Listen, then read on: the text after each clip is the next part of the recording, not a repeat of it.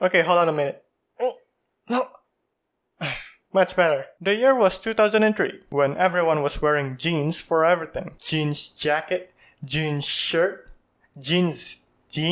That was weird. Keanu Reeves was starting to popping off. Then there was a popular movie about the kidnapping of a child. Then the child's dad, that has dreadful PTSD after witnessing the slaughter of his family, teamed up with a stranger with acute short-term memory loss. They traveled half the world to find the kidnapped child. What was it called? Shmining Shneem or something? Anyway, remember when hip-hop, R&B, and pop music were taking over the world? Music like In the Club by 50 Cent, Cry Me a River by Justin Timberlake. Talking about Justin Timberlake, did you know that he bought a $35 million stake in Myspace? And that's the topic of today's video. Myspace, not Justin Timberlake, unfortunately. Before TikTok, Instagram, and whatever the kids are on these days, there was a website where everyone in the world, and sometimes their parents were in, called Myspace. Myspace was founded in 2003. It was founded by a team of employees from a company called eUniverse. They were just an email marketing company. The Myspace team consisted of Chris Wolf as the CEO, everyone's best friend Tom Anderson, and other eUniverse employees. I'm sure they were important. The team saw potential in Friendster's social networking features. Friendster was a popular social media site at the time. The Myspace team was like, hey, this Friendster site is pretty sweet. Woof!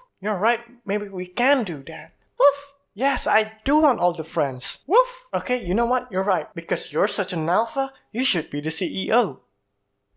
Woof! Like great businessmen, they copied whatever was the most popular. So they copied Friendster. Myspace was basically Facebook, but you rank your friends by the top 8. And sure enough, it created a lot of drama. It was like, hey Daniel, did you heard? James removed Bailey from her top 8. What?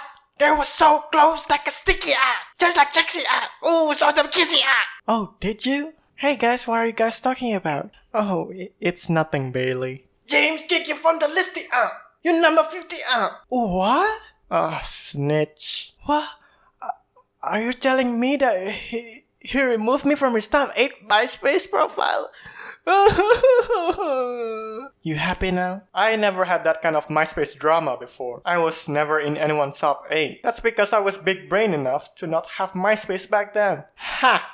And I also don't have any friends. In Myspace, the user is the UI UX designer for their profile page. But instead of making the website a better experience for other users, instead it gives seizure and tinnitus. Myspace's success came from its focus on mixing music and entertainment culture to its website, which attracts a lot of talents. Not only that, Myspace breeds a whole new generation of internet famous bands like the Arctic Monkeys, Panic at the Disco, Owl City, and some other bands. Myspace quickly gained popularity among angsty teenagers and young adults. Of course, when there are teenagers, there is bullying. Arguably, the first infamous case of cyberbullying was from Myspace. But I'm not going to talk about that, because that story is quite depressing for this channel. If you want to see depressing stuff and or cyberbullying, just go to Twitter. Anyway, in February 2005, your boy Marky Z offered Facebook to Myspace, but they rejected the offer for $75 million.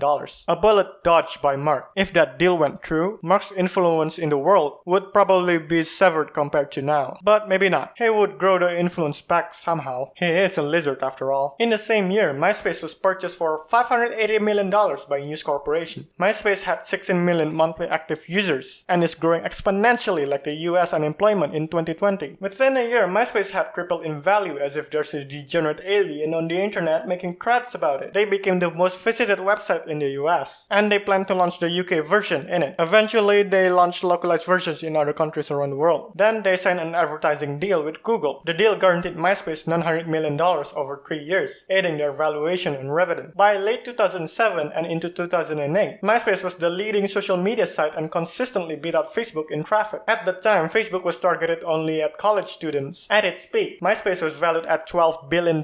So how come a company with a valuation of $12 billion and millions of users around the world became a BuzzFeed knockoff that nobody goes to? Remember the advertising deal between Google and Myspace? From financial aid to financial AIDS. The deal forced Myspace to place too many ads on its sites, making it slow and terrible for users. And News Corp, being the terrible parents that they are, put a lot of pressure to focus on quick monetization instead of developing a better experience for their users. Compared to Facebook, which doesn't have a parent company, and they're focused on their user engagement over revenue. Myspace tried to make new features, but often they were slow and buggy. Users started to hate Myspace and went to Facebook instead. that, and everyone is happy, nothing bad will ever happen to their privacy in the future. On April 19, 2008, Facebook finally overtook Myspace, and everyone bowed to the Lizard King overlord that is Mark Zuckerberg. At some point, Myspace changed from social media to social entertainment sites, like BuzzFeed, but without the quirky trivia quiz hiding as a marketing survey to collect your data. In March 2011, Myspace had lost millions of users. News Corp officially put the site up for sale. It was estimated to be worth $50 to $200 million.